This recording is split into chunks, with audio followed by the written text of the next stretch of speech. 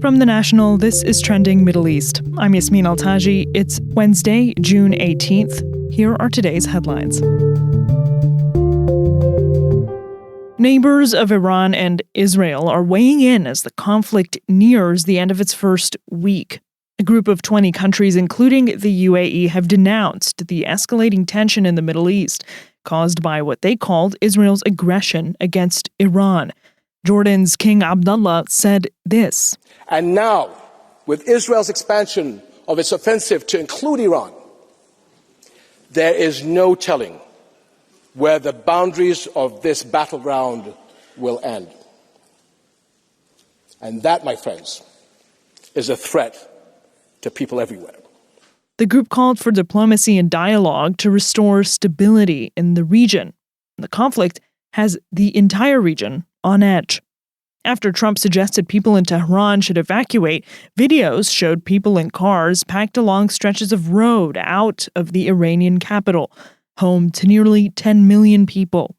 And Tel Aviv is seeing some of its worst destruction after Iranian strikes hit. I went to the site of a special educational needs school that had been hit in an Iranian missile strike in the ultra-Orthodox neighborhood of Bnei Brak near Tel Aviv. The National's Thomas Helm reports from Tel Aviv. The strike happened on Monday night, but on Tuesday afternoon, people were still trawling through the wreckage to try and retrieve personal possessions under tight security because civilian authorities were worried that the building was unstable. It's a scene that's mirrored across Israel as Iran continues its strikes.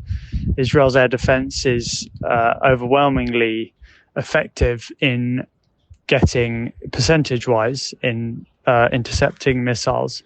But even if a few make it through, the damage can be massive. Meanwhile, at least 51 Palestinians were killed in Khan Yunis in the Gaza Strip on Tuesday while waiting for aid lorries to enter the territory with desperately needed food. Reports said Israeli troops carried out an airstrike on a home in the southern city before opening fire towards the nearby crowd. The UN's Palestinian Relief Agency, UNRWA, said on Monday that more than 2,700 children under 5 face acute malnutrition in Gaza.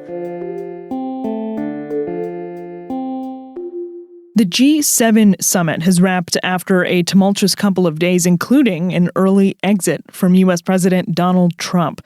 Trump left the G7 summit in Canada a day early because of the escalating conflict between Israel and Iran, which was a major focus at the summit. The Israel-Iran conflict presented G7 leaders with yet another crisis as they met in the Rocky Mountains in Canada, where the world's economy and the wars in Gaza and Ukraine had initially been set to dominate talks. But chaos in the Middle East came at the top of the agenda, with reporters covering at a bilateral summit between Mr. Trump and Canadian Prime Minister Mark Carney, focusing their questions on Israel and Iran.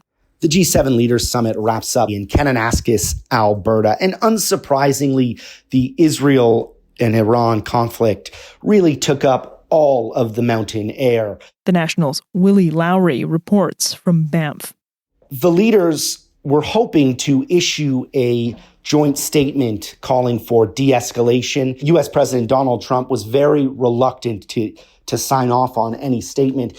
And over the course of the day, they clearly were able to convince him to sign off on a statement. They released one late last night, but it was really a pretty watered down and meek statement. They, of course, urged or called for peace and stability in the Middle East. They reaffirmed Israel's right to defend itself and their support for the security of Israel.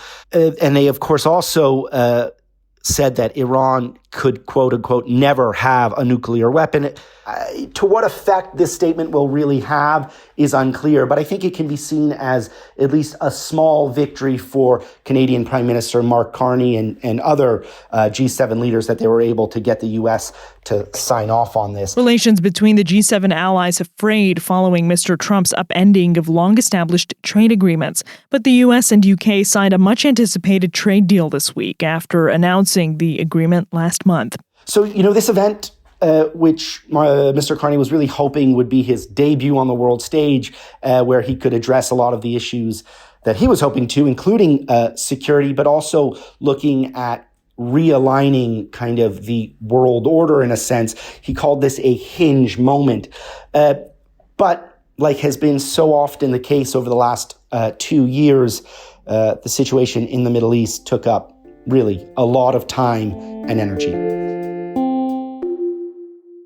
The UAE Coast Guard evacuated 24 crew members from an oil tanker on Tuesday after a collision in the Gulf of Oman. British maritime security firm Ambry, which reported the incident, said the cause of the collision was not security-related.